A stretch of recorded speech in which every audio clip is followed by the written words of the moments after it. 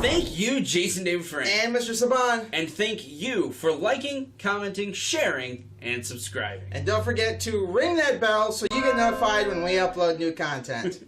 That's Tom. And that's Chris. Now today's episode is going to be all about... Get ready to power up your morphers because today's episode looks at a potential real-life energy source for the Morphin grid. Alright, so stay tuned. It's PRNT time. After 10,000 years, I'm free! It's time to watch PRNT!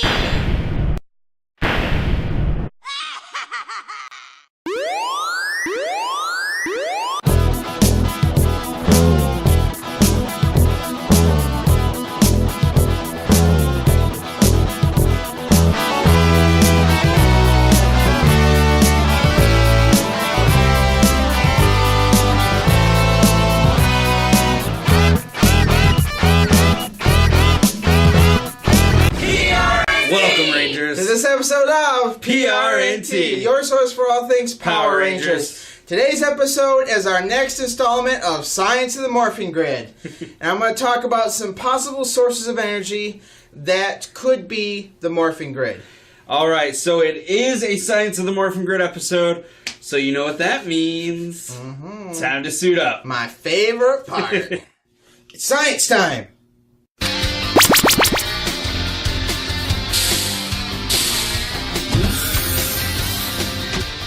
Ready.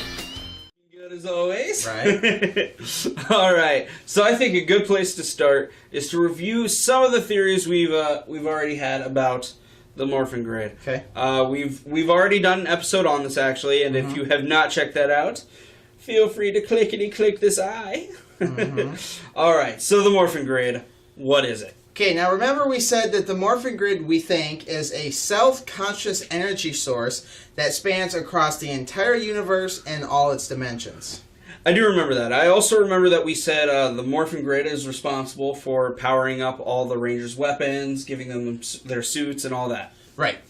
Right, we did say that. We also proved, using Einstein's equation E equals mc squared, that we can convert this energy into things like their suits and weapons. Also correct. But remember, we said it takes a huge amount of energy. I think we said it was like the energy from 113 nuclear explosions to make 1 or 2 pounds of mass. So a lot of energy for a small amount of mass. So the question now is, where does all this energy come from? I know the Morphin Grid, but more specifically, does an energy source like that exist? The answer is a conclusive maybe. That does not sound that conclusive. Well, remember in science, few things are really cut and dry conclusive like that. Okay, so what is this potential energy source that spans the universe? It's something that we call dark energy.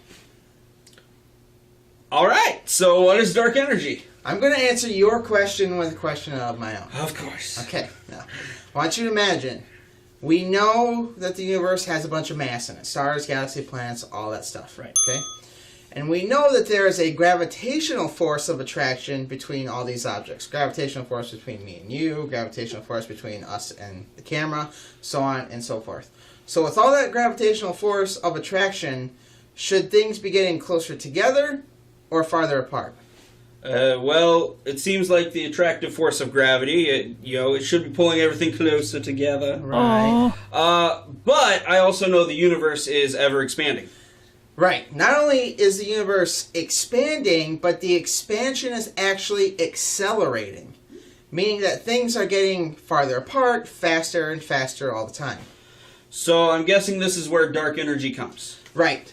Dark energy is thought to be responsible for that expansion of the universe. Okay, so back to the main question then. What is dark energy? To be honest, we're not really sure. Dark energy has a few possible explanations, but the one that is most common out there, one that a lot of scientists are researching, is something called vacuum energy. Are we talking the empty vacuum of space? Well, we're not talking about the vacuum that I use to sweep my house, so yes. Isn't the empty vacuum of space, well, empty? No, actually. It's not. We've discovered that the empty vacuum of space actually contains energy. Well, how can there be energy in something that's empty? All right, well, the theory is that there are two extremely small quantum particles, maybe different than what we talked about in quantum teleportation. Check the eye. Now, these two quantum particles, one is positive, one is negative. What happens is we think they appear spontaneously and then quickly annihilate each other. And when they annihilate each other, they release energy. And by the way, all this appearing, annihilating, and disappearing happens faster than can be observed. Okay, wait, hold on. I thought you couldn't create something from nothing. Using Einstein's theory of relativity, you can, okay? His theory deals with large macroscopic objects like planets and things like that. Quantum theory, which deals with tiny subatomic particles, totally allows this random appearing and then disappearing. Okay, so this vacuum energy is thought to be responsible for the accelerated expansion of the universe? Yes, okay? And as it does, this energy is thought to counteract the force of gravity. Okay, so instead of having an attractive force, it has a repulsion force. Okay, and this theory also helps us explain other phenomena that we observe in the universe. Like what? Well, for one, I said earlier, the expansion is accelerating. Okay, so more empty space equals more chances for these particles to appear and disappear, which in turn means more energy, which means faster expansion, so on and so forth. So it's a cycle. Right. And it's also why the accelerated expansion is a relatively new occurrence in the universe. Because it took a while for galaxies to be far enough apart to allow the space for this phenomenon to occur. Right. And once they separated more, then this phenomenon could occur, and boom, you get accelerated expansion. Okay, so how does this energy relate to Power Rangers and the Morphin Grid? Okay, well, for one, it seems that this vacuum energy is constant throughout the universe. Okay, so that's like the Morphin Grid. Right. And plus, it is energy, and we know that we can convert energy to mass using Einstein's equation you mentioned earlier. Okay, so have we been able to harness this energy? Well, no. And it's up for debate if we will ever be able to harness this energy. Most say no, some say yes. A few have actually filed patents for these vacuum energy containment devices, so we'll see what happens. Well, do you think we'll ever be able to harness this energy? I'm going to put it like this. Harvesting vacuum energy is a really new idea, so we really don't know a lot about it. Now, when we learn more about it, it's going to fall into either one of two categories. It's either going to fall into the category with perpetual motion, or it's going to fall into the category of alternative energy. So basically, you have no idea. No. And neither does anybody else. Yeah. No, but who's to say that maybe people in alternate universes, or maybe an alien civilization, maybe they figured out how to tap this energy and create Power Rangers? Well, one last question. Say someone was able to tap into this energy source, would it be enough energy to fuel a full Ranger team? Well, here's a surprising fact about dark energy. Dark energy makes up 70% of the universe. 70% is dark energy. 25 is about dark matter, and the last 5% is actually matter we can see, like stars and planets. Huh, so that sounds like the answer is yes. Not exactly. There's another interesting problem here. The calculated energy density of the empty space and the observed energy density in the empty space don't agree at all. No? No. In fact, the observed energy density in empty space is about 10 to the 113th power times smaller than what is observed. Right. So it is extremely